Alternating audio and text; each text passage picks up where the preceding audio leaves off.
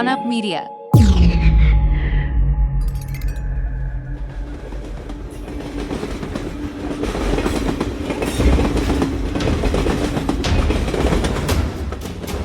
On 18 February 2003, Junggangno Station, Daegu City, exploded into chaos.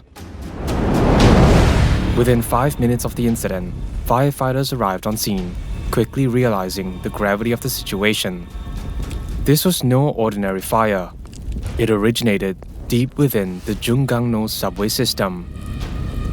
Initial observations revealed that the smoke billowing from the entrance was thick, black, and toxic, indicating the presence of poisonous substances. Government-led response teams were promptly alerted, and the use of gas masks became mandatory for all involved in the rescue operations.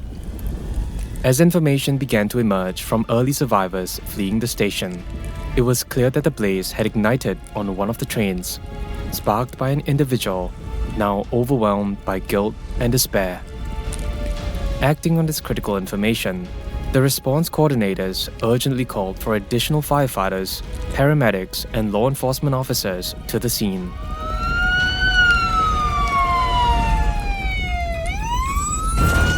The stakes were high. If the reports were accurate, the entire subway system was at risk of turning into an inferno, with a potentially catastrophic loss of life. In total, 1,046 members of various public rescue teams were deployed, accompanied by 42 ambulances. However, as the fire was extinguished, the grim reality set in for most of the paramedics. Their role would not be to rescue survivors, but to identify the dead.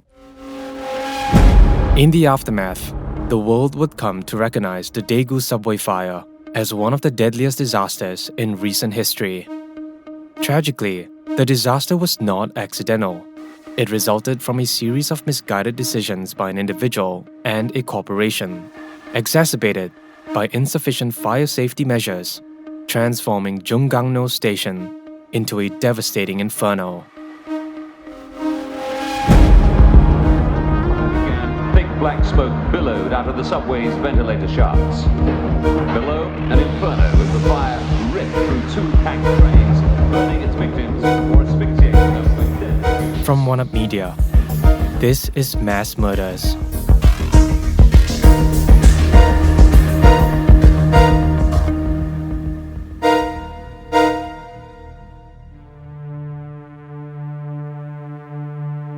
Daegu City wasn't always a place for tragedy. As the 4th most populous urban area in South Korea, home to 2.3 million residents, it was once regarded as the economic heartbeat of the nation. From the 1960s through the 1980s, Daegu emerged as a global force with its dynamic electronics industry. Yet Daegu's acclaim extends beyond just electronics. Its humid subtropical climate, perfect for growing premium apples, has affectionately dubbed it Apple City. Meanwhile, its long-standing supremacy in the textile industry has earned it the moniker Textile City. The city's metamorphosis into a thriving metropolis wasn't by chance. It has historically been a bastion for South Korea's primary conservative party, even being the childhood home of 4 presidents. This political significance has only bolstered Daegu's appeal, drawing South Koreans in droves, eager to lay down roots and raise their families.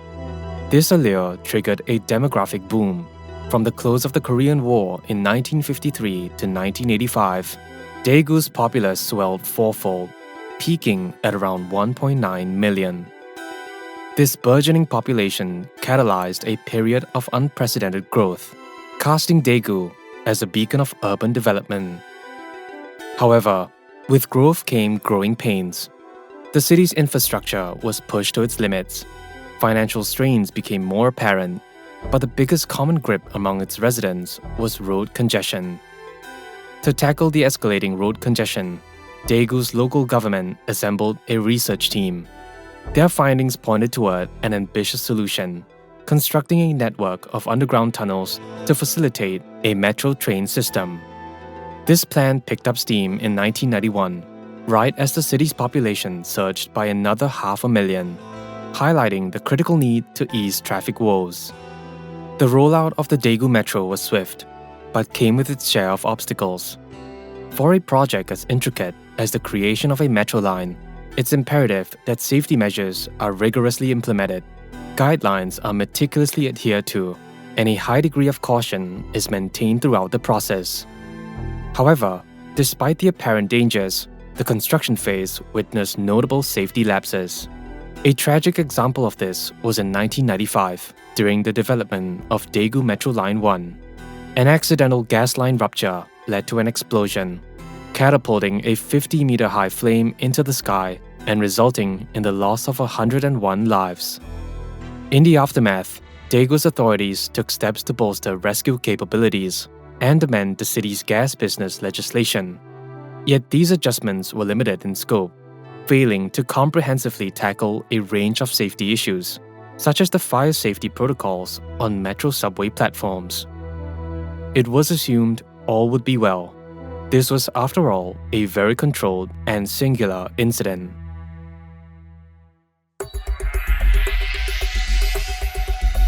In November 1997, Daegu celebrated a milestone with the opening of the first 10.3-kilometer section of its metro system. By the following year, the network expanded to encompass a full 24.9-kilometer stretch, marking a significant achievement in the city's public transportation development. At the heart of this new metro line sat Junggangno Station, strategically positioned adjacent to a bustling shopping mall, making it the second busiest station in the system. Despite its high foot traffic, the station's design raised some eyebrows. Observers noted that the platform seemed narrower than what might be expected for such a vital transit hub. The layout of the tracks at Junggangno Station was also distinctive. The tracks were laid out parallel to each other, facilitating trains from opposite directions to glide past side by side. This design choice meant that the trains were in close quarters, so close, in fact, that in the event of a fire on one train, there was a tangible risk of the flame spreading to an adjacent train. At the time, the construction of the subway trains was markedly different from the advanced methodologies we see today. Modern subway trains boast a robust steel chassis, overlaid with aluminum for durability and weight reduction. The rest of the train incorporates materials such as fiberglass, composites, tempered glass, and specialized plastics designed for enhanced fire resistance. These materials are meticulously selected for a few critical attributes, primarily focusing on weight, strength, and their ability to withstand various stresses. For the Daegu Metro, the choice of materials was geared towards efficiency. The trains featured aluminum exteriors, significantly reducing their weight. This design choice resulted in trains that consume less electricity, fostering a more cost-effective operation. However, the interior components lean heavily on vinyl and polyurethane fittings. While these materials contributed to resilience, they were notably prone to catch fire and burn fiercely upon ignition. The combustion of these plastics could unleash rapid flames, emitting intense heat and dense black smoke that could quickly turn toxic. In environments where plastics burn without adequate oxygen, the formation of carbon monoxide, a colorless, odorless, and tasteless gas, becomes a grave concern. This gas could bind to hemoglobin in the bloodstream, critically reducing oxygen levels and leading to internal suffocation. On Daegu's Metro Line 1, both trains operating on the adjacent tracks were outfitted with large amounts of the plastic. By the dawn of the 2000s, the transformation was evident not just in Daegu, but across all of South Korea. The nation, celebrated for the miracle on the Han River, witnessed its gross national income per capita increase more than 20-fold. Yet this impressive leap into prosperity bore its own set of challenges. The drive for relentless growth catalyzed a new era of wealth, but at a steep cost. The workforce found themselves ensnared in a relentless cycle of competition, with aggressive deadlines pushing working hours to an average of 68 per week.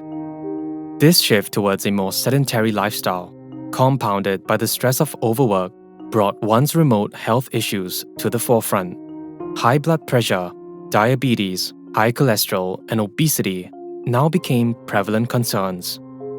Today, stroke ranks as the fourth leading cause of death in the country. In November 2001, a pivotal event unfolded in the life of Kim Dae-han, a taxi driver in his mid-50s, when he suffered a stroke that left him partially paralyzed.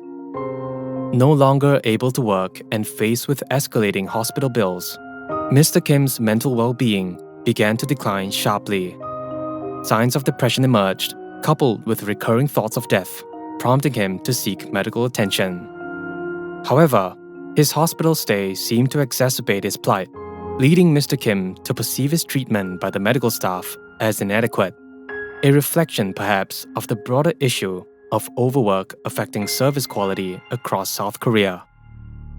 On February 8, merely 10 days before the tragic Daegu fire, Mr. Kim voiced a chilling sentiment. He fantasized about setting the hospital on fire.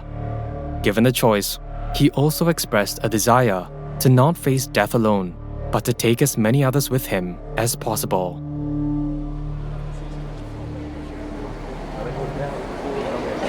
It's now the 18th of February, 2003, and Junggangno Metro Station bears no resemblance to the inferno it would become.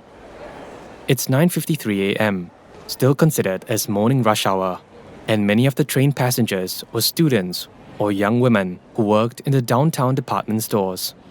Because of Junggangno's location, easily half of its commuters are regulars. Amidst the ordinary crowd, one individual stood out, not for his appearance, but for the grim intent hidden beneath the surface. Mr. Kim Dae-han, a middle-aged man, made his way onto Line 1 at Banwol-dang, one stop away from Junggangno.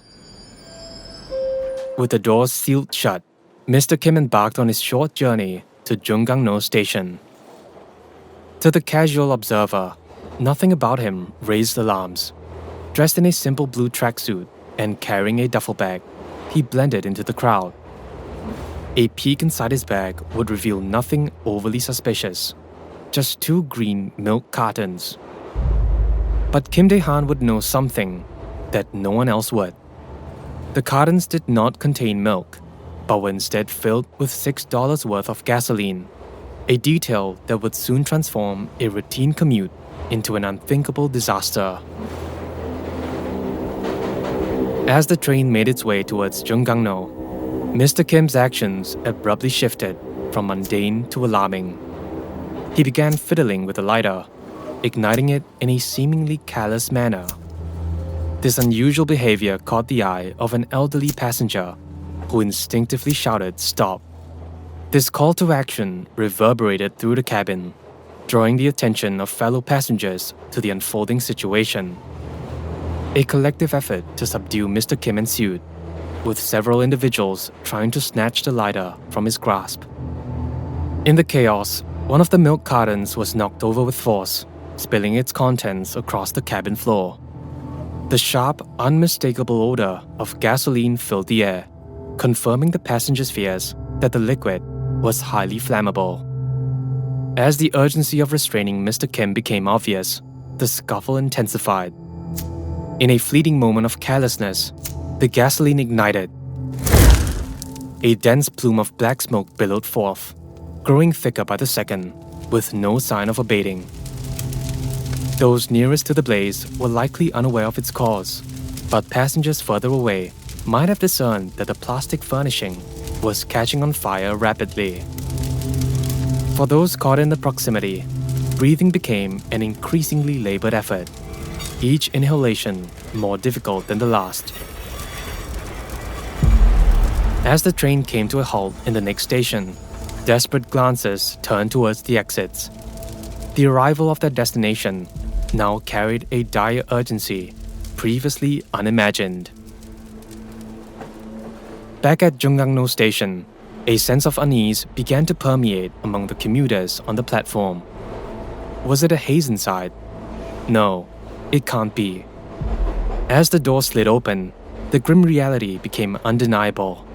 A man with his back and legs aflame dashed out in agony, followed by a wave of passengers coughing and scrambling to escape. It was now evident that the subway train was rapidly being consumed by fire. Within moments, a fire alarm sounded, yet the response from the safety staff was delayed. Alarms had been triggered before without actual fires, leading to a momentary lapse in the urgency. However, the situation's gravity soon became apparent to the subway control room, which confirmed a fire outbreak at Junggangno Station. In situations of such dire emergencies, timing is everything. Smoke inhalation experts estimated that exposure to thick smoke for 5 to 10 minutes could cause irreversible brain damage. By the third minute, CCTV footage revealed that the entire third floor underground was shrouded in smoke. Yet amidst the chaos, there was a flicker of hope. Survivors began emerging from the station, indicating that a majority of the passengers had managed to flee the engulfing flames. It appeared to be nothing short of a miracle that most would survive this ordeal. But the situation was about to take a horrifying turn.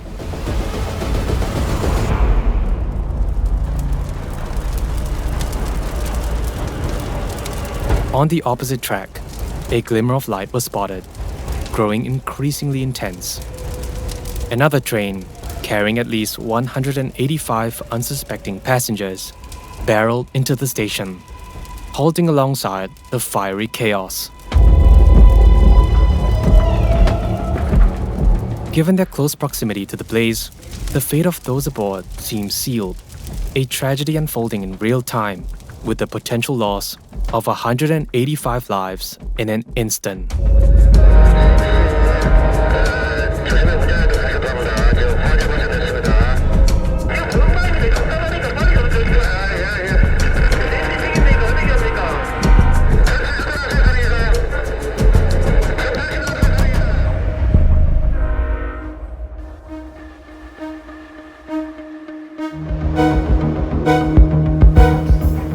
From One Up Media, this is Mass Murders.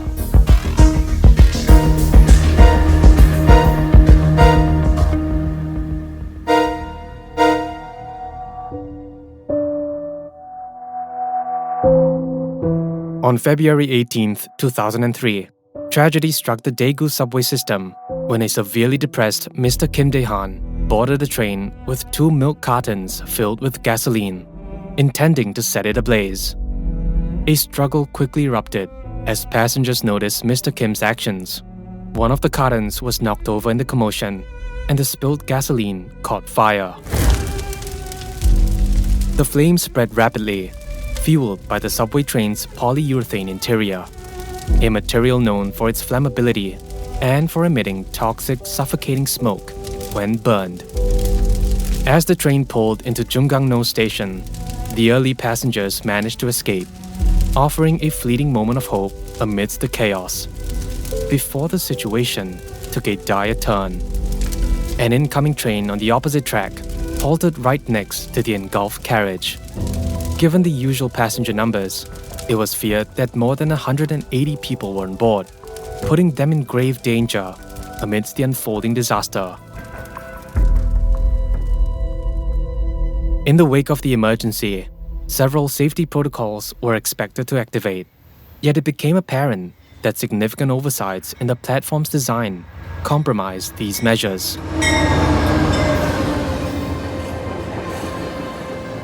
Under normal circumstances, the local power supply would be shut off in response to such a crisis, concurrently activating water sprinklers to mitigate the fire. Alarmingly, while the power was indeed terminated, it was revealed that the platform was devoid of any sprinkler system, a critical lapse in safety infrastructure.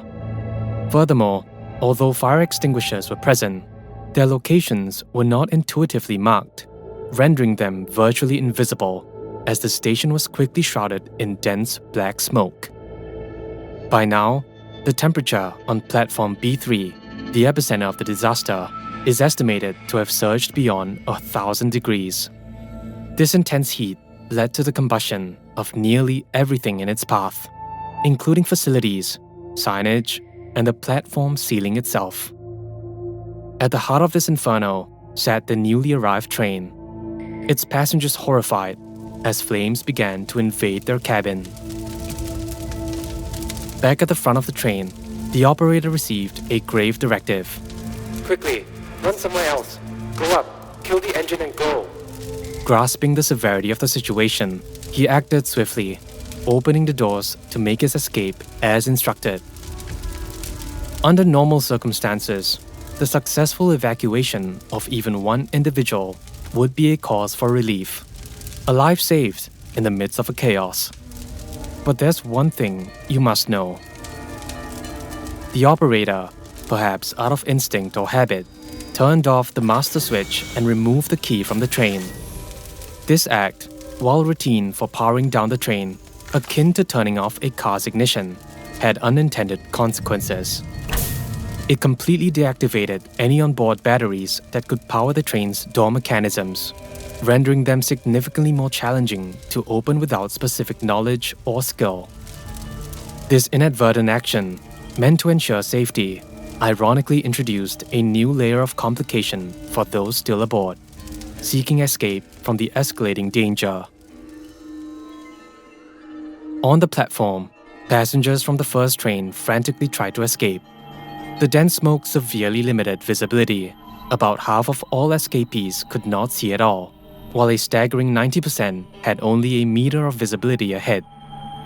Yet there was a glimmer of hope amidst the chaos. The daily routine of the train route meant that many of those caught in the morning rush at Jungang-no Station were regular commuters. It was believed that their familiarity with the station layout could guide them to safety, relying solely on memory in the absence of sight. As they struggle up the stairs to the B2 level, a cruel revelation hits them.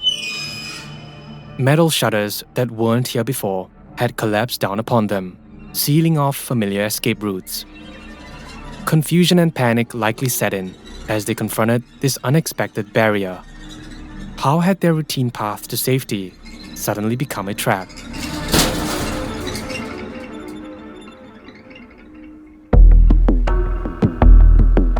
In public spaces like malls and train stations, you might have noticed an oddly placed door that seems out of sync with its surroundings.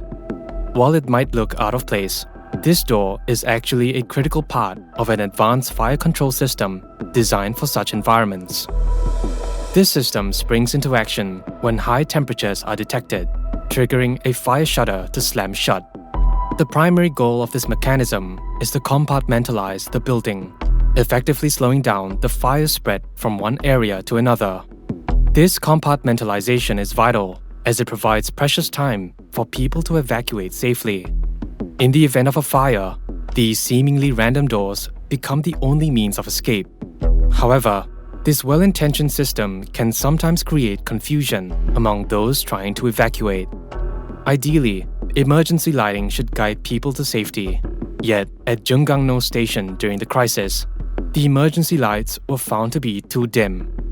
In the midst of thick, black smoke, their weak illumination was insufficient to guide the panicked passengers to safety.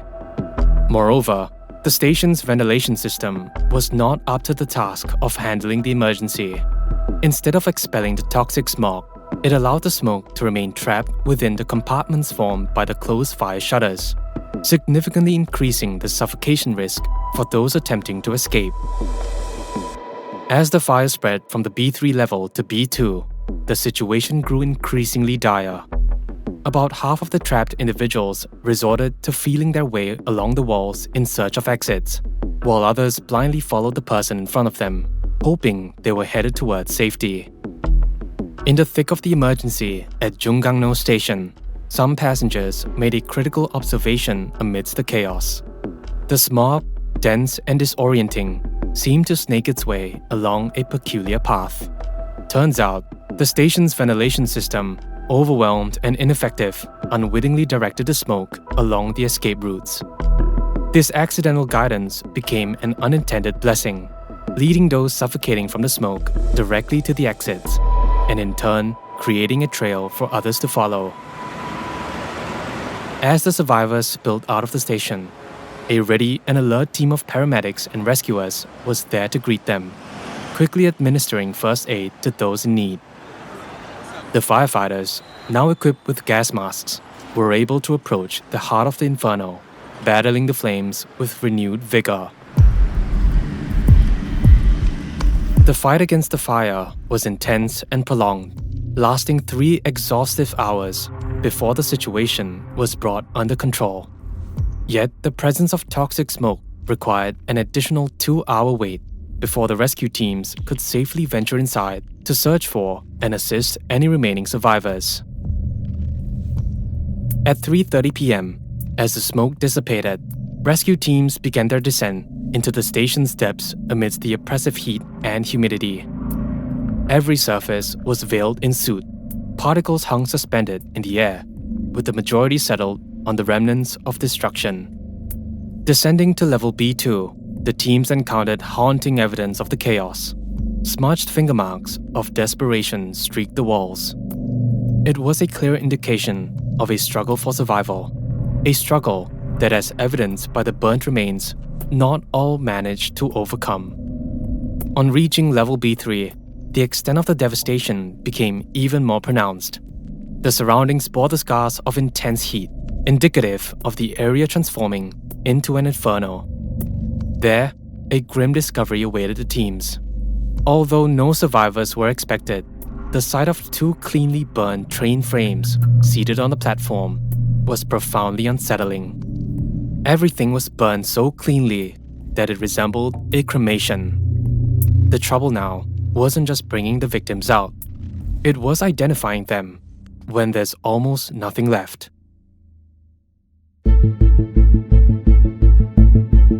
In the aftermath of the catastrophic event, authorities embarked on a meticulous investigation to unravel the sequence of events. This effort involved extensive interviews with survivors, analysis of the limited CCTV footage available from the station, and examination of transcripts from conversations recorded during the incident. The thorough investigation revealed that the disaster unfolded when Train 1 erupted in flames, and Train 2, which had halted adjacent to it, quickly became engulfed as well. A pivotal finding emerged. The operator of Train 2 had been instructed to initiate an evacuation, but amidst the turmoil, exited the train, inadvertently removing the master key, which complicated the passengers' efforts to escape. Further complicating the escape efforts, the train's design inadequately highlighted the emergency latches, rendering them not immediately identifiable to passengers in a panic. Furthermore, the situation was exacerbated by the train's plastic furnishings igniting. The resulting intense smoke not only impaired visibility, but also likely melted the door mechanisms, severely hindering any attempts to force the doors open. The tragedy's magnitude was starkly illustrated by the discovery of up to 70 charred remains in a single carriage, many of whom were beyond recognition. To identify the victims, authorities had to cross-reference missing persons reports filed around the time of the incident, employing DNA analysis among other methods to determine their identities. The death toll reached an alarming 192, with an additional 148 individuals sustaining injuries. Estimates of property damage vary, but consensus suggests the restoration costs exceeded $35 million. In the aftermath of the devastating incident, as the enormity of the loss and damage became evident, pressing questions arose. People demanded to know how a single arsonist could inflict such catastrophic damage, why the station was so vulnerable to fire, and crucially, the whereabouts of the train operator during the tragedy. Authorities quickly scrutinized Daegu Metro's role in the incident and launched an extensive search for the missing train operator. For 10 hours, his whereabouts remained a mystery until he was finally located. Initially, the operator appeared cooperative. However, it soon emerged that during those critical 10 hours, he had been in communication with Daegu Metro personnel. This revelation raised eyebrows, prompting authorities to delve deeper. Their investigation hit another snag when they discovered gaps in the records of radio communications, casting a shadow of suspicion. Adding to the intrigue, the master key, central to the evacuation debacle, was found securely locked away at Anshin Depot. Despite these oddities, allegations of tampering with evidence were assumed to be dismissed. Daegu Subway released the remaining missing transcripts, one of which contained instructions from the command room to the driver to kill the car and go. This piece of evidence fueled media speculation, casting the removal of the master key in a negative light. However, it was clarified that removing the master key was in fact a standard procedure during evacuations to ensure the train could not be operated by unauthorized individuals. As the weeks unfolded, the public was outraged over how Kim Dae-han, the perpetrator of the arson, managed to procure gasoline without raising suspicions, a clear oversight given regulations requiring gas stations to report purchases deemed suspicious. Yet more glaringly was the negligence displayed by the Daegu Metro Transit Corporation regarding safety standards. The train was found to be laden with combustible materials, and the fire safety systems were inadequately equipped to handle such a crisis. The call for accountability was loud and clear. The engineer of the second train, along with various drivers and controllers who failed to respond promptly, were handed prison sentences, none exceeding 5 years. This verdict was divisive. Some argued for harsher penalties, while others pondered whether the responsibility rested solely on their shoulders, suggesting that perhaps scrutiny should extend further up the hierarchy. Kim Dae-han, the arsonist, received a life sentence instead of the death penalty, taking into consideration his mental instability.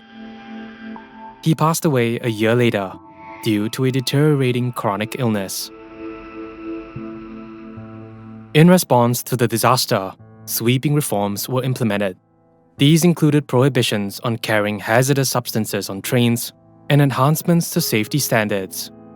Approximately 13,000 fire detectors were installed across the subway network, and each station was equipped with 220 gas masks.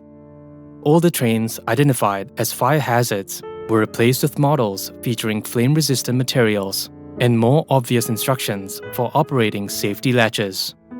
The ensuing decade witnessed a transformation not just in Daegu's metro system, but across South Korea's entire subway infrastructure, driven by the lessons learned from the tragedy. By 2014, the efficacy of these reforms was put to the test. An arson attack by a 71-year-old man on Seoul Metro Line 3 was swiftly contained, resulting in no casualties and the fire being extinguished within 10 minutes.